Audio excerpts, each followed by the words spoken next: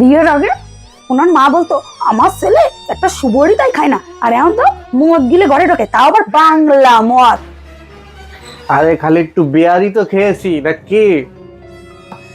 আর আমার বাবা মা যেই শুনছে সরকারি ছেলে, সেই রাজি হলো, আর আমিও বিয়েটা করে ফেলতাম।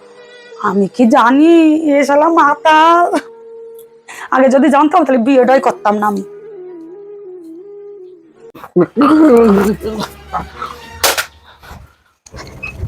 এ আমার কি কপালে ছিল রে ভগবান, এ তুমি আমারে তুলে নাও। কি ছিল আমার কপালে। ওর কার ফোন আসলো? হ্যাঁ ভাই বল। দিদি, জ্যামের কাছে যে 5,000 টাকা পাঠিয়েছিস না, ওটা আমি হাতে পাইছি।